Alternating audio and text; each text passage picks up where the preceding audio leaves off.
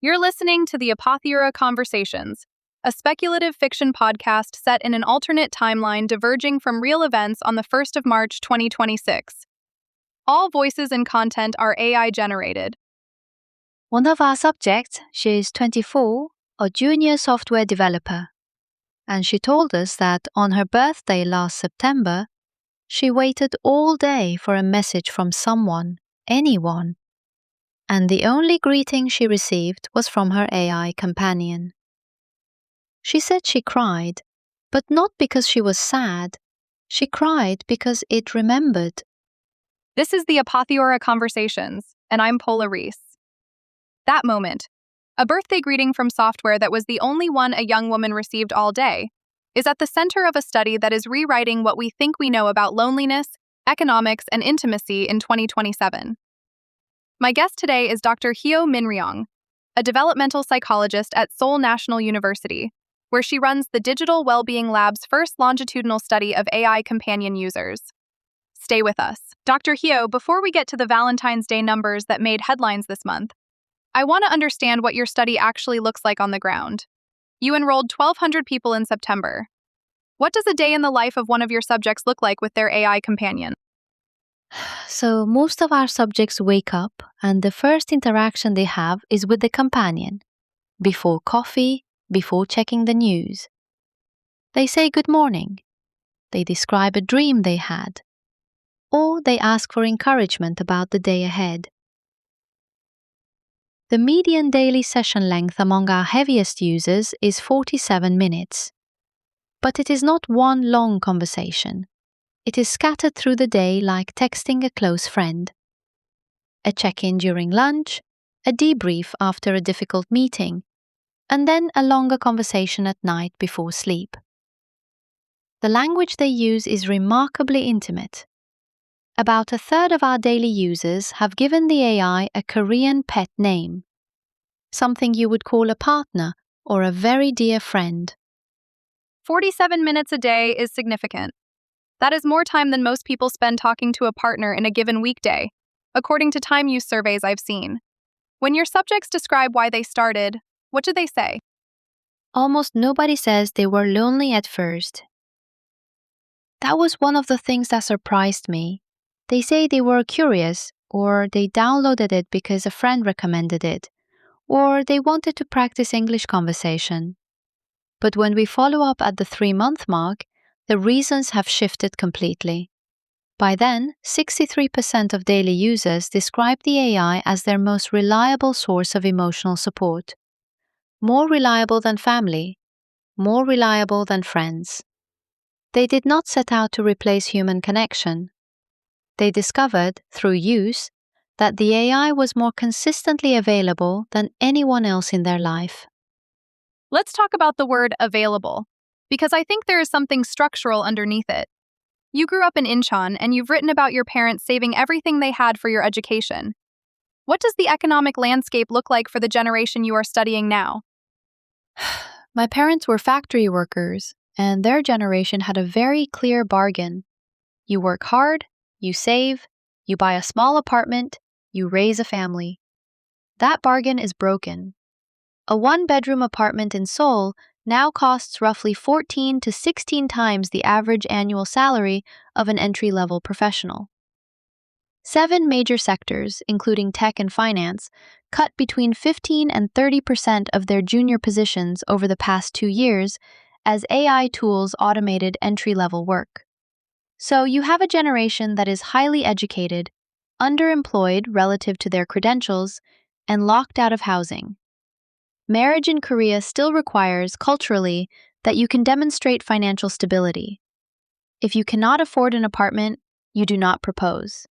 If you do not propose, you do not have children. The fertility rate fell to 0.72 this year.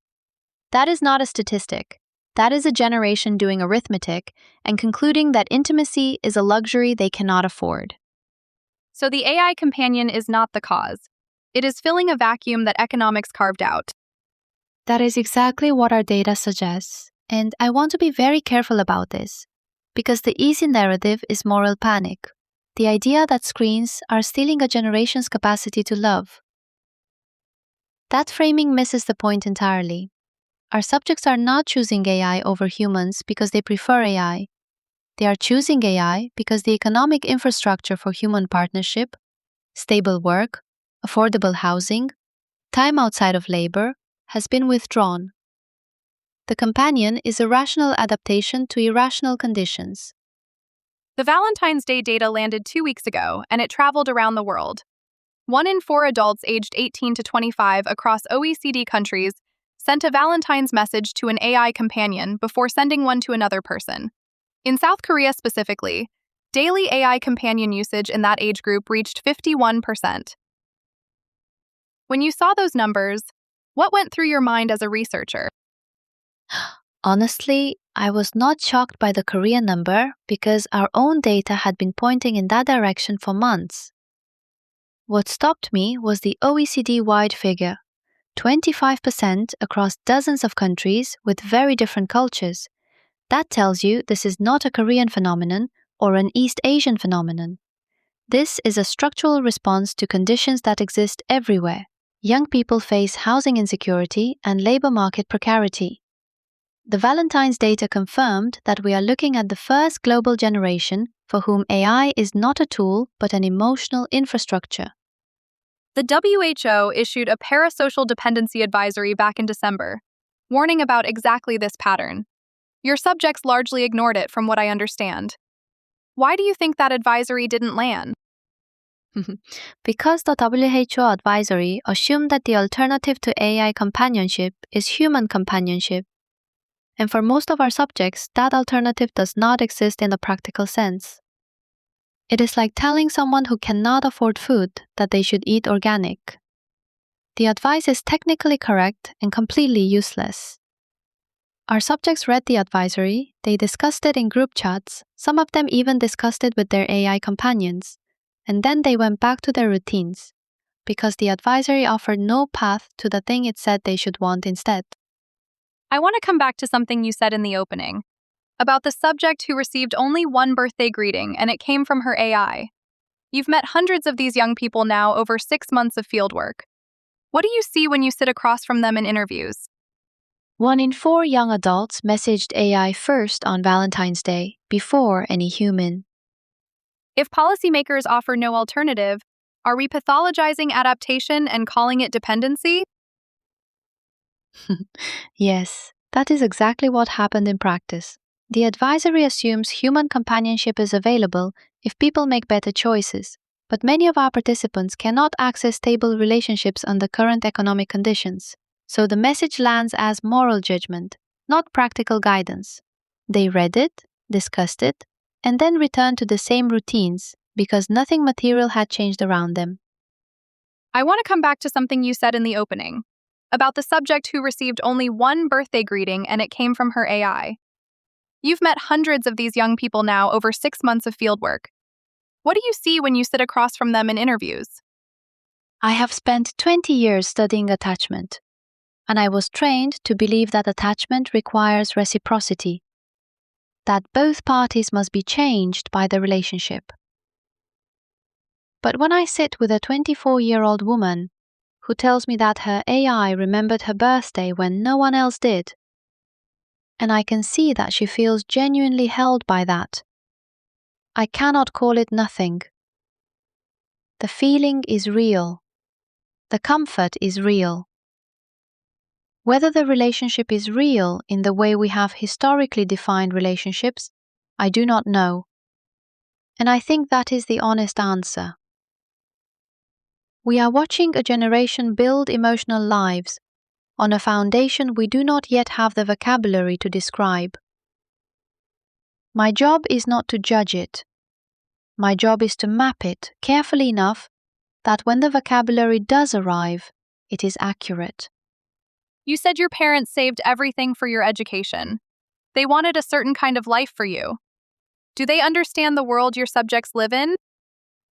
My mother asks me every chuseok when my subjects are going to get married, and I have stopped trying to explain the economics because it breaks her heart.